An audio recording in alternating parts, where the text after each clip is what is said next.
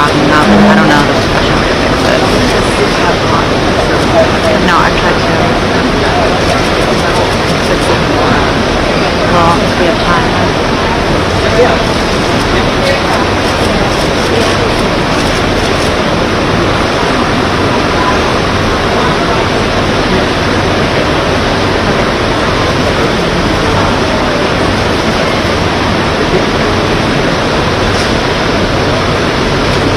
Okay. I think we should make our way back. Okay. Yeah. Okay, guys.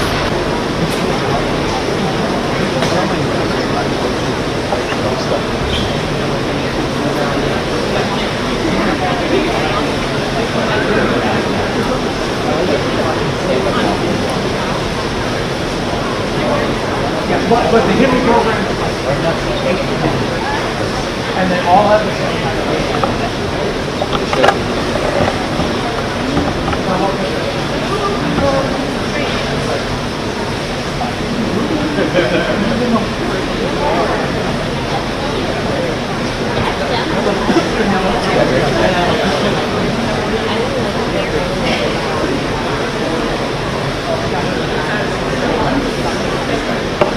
Here's the one we're seeing.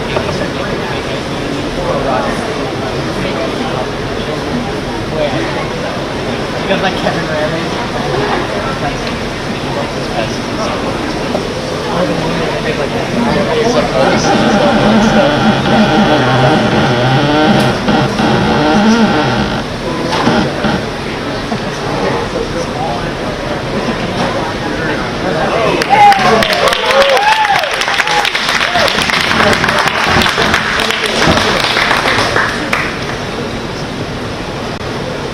My name is Mike Harding. This is my wife Lee, and our children are out here. Their employee base is sitting in front of you. We thank everybody for coming. We were very honored to be chosen to have Secretary Clinton visit us. We greatly appreciate the stance that she takes on small business, and in talking with her just over the last few minutes, we greatly look forward to what it is that she is willing to do, or willing to look at to help us grow our business. Thank you very much.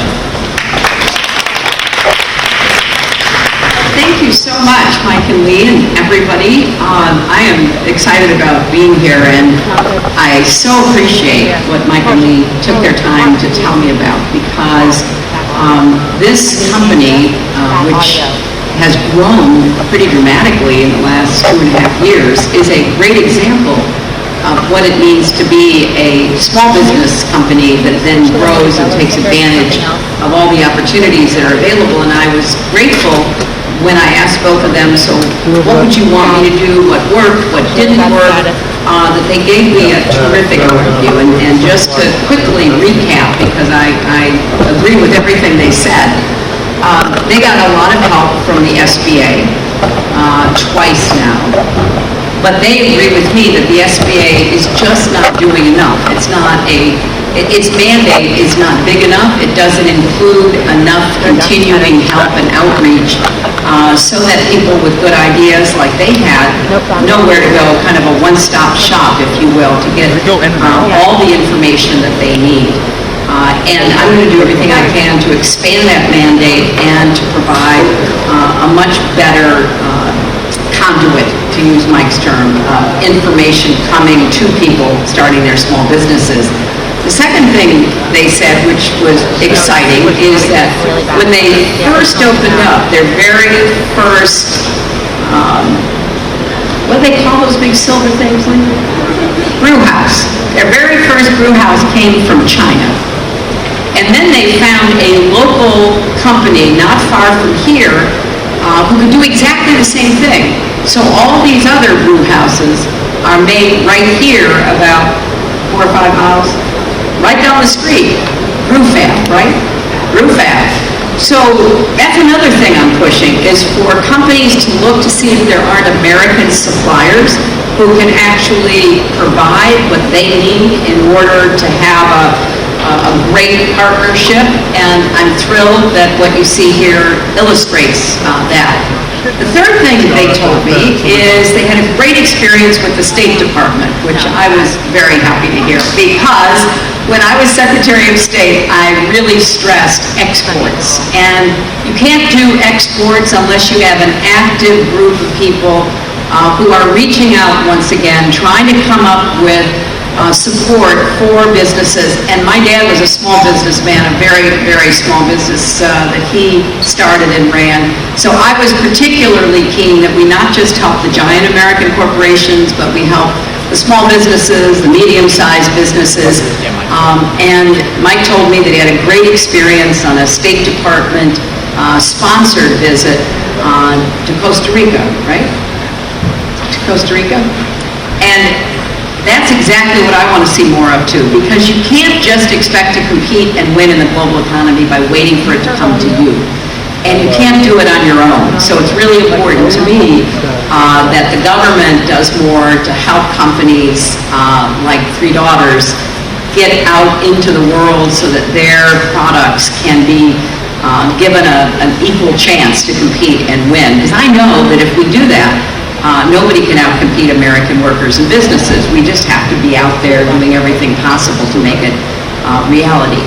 And then the final thing that I picked up from talking to both of them is how committed they are to their employees, but how they could sure use some help finding out what are all of the benefits and opportunities that are available through the federal government, through the tax system, for example.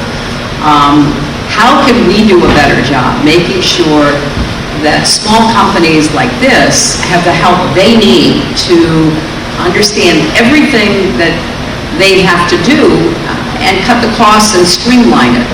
So, for example, they were telling me that if they could get a kind of package of help, because right now employees spend a lot of time figuring out excise taxes, which is pretty complicated, and I want to try to blow through all that, simplify it, flatten it, make it possible for companies like this to get the information. And they came up with a really good suggestion. People who register LLCs, if they're going to have employees, they should immediately get a package of information. Like, here's how you can get help understanding what you have to do to register in different jurisdictions, to pay taxes in different jurisdictions, and the like. As much as we can simplify and use technology to simplify, the cheaper then it will be for companies like this to be successful and to grow as quickly as this one has. So I feel like I've learned a lot today. I really appreciate your being so well prepared to give me these great ideas that I can then try to take and put to work on behalf of businesses like yours and businesses across the country. Because it really is true that I feel a special bond with small businesses, and I have said that I want to be a small business president because of my dad's experience. And this is one of the big differences between me and the Republican nominee. My dad worked really hard. He ran a small print plant so that in a much lower ceilinged, darker room, he had long tables that he would roll fabric out on, and then he would take a silk screen and he would do all this by hand. You put the silk screen down, you put the paint in, you take a squeegee, you go from side to side, and then you pick it up and you go down all the way to the end of the long table, then you go to the other table, so that while this table was drying, then you'd come back, and if there was a two-color pattern, you put another silk screen on and you do it all over again. So he worked really hard and made a good living for my mother, my brothers, and me. And that's why I just can't imagine he worked so hard if he had delivered the finished goods to the people who had ordered them, that they would have said, we're not going to pay you. And that's what Trump has done time and time again. It would be like you get a big order from one of his resorts or casinos. That would be pretty exciting here. And people would work really hard, and then they wouldn't pay you. Or maybe they'd say, we're only going to pay you 50 cents or 30 cents on the dollar. I just can't imagine. I know what it would mean to my family, but I can't imagine what it would mean to any family. And in fact, just recently most people who are in that position that I've met who have been stiffed by him, they were told, well, go sue us. Well, people can't afford to sue somebody who hires a bunch of lawyers in order to fight back. It just doesn't make sense. But there was a small mom and pop shop down in South Florida that did sue him because they had helped renovate one of his golf courses, and they knew that if they didn't get paid, it was over for them. They couldn't keep their doors open. So they did sue him, and they got a judgment, and then they even got attorney's fees. So maybe the tide is turning, because I've met painters and plumbers and glass installers and marble installers and architects and piano companies that have been operating under a contract which then was never honored. And the most fundamental thing in our economic system is you make a contract, you make a deal with somebody, you keep your end of the bargain, they keep their end of the bargain. That's how we do business, and that's how we're going to continue to grow small businesses in America. Because I think Mike told me that there are 52 employees, 18 full-time, right? Small businesses create most of the jobs in America. 2/3. So we can't grow the economy if we don't really grow small businesses. And I'm going to do everything I can in this campaign and then in the White House to be a great president for small business and to consult people like Mike and Lee who can give me firsthand real information about what works and what doesn't work, so that we don't get this big disconnect, where you're trying to do something and it's just not working. And the final thing that Mike said, which I am going to be doing everything I can, is to get healthcare costs down. We've got a lot of people who are insured now because of the Affordable Care Act, but the costs are too high. We need to get prescription drug costs down and premiums and co-pays and all of the costs, because other companies have told me the very same thing, and so I'm going to be working hard on that as well. So again, let me thank you for having us here. I want to say hello to everybody. Maybe get some pictures if you wanted to, and have a chance if anybody has any other ideas about how we're going to promote and grow small businesses.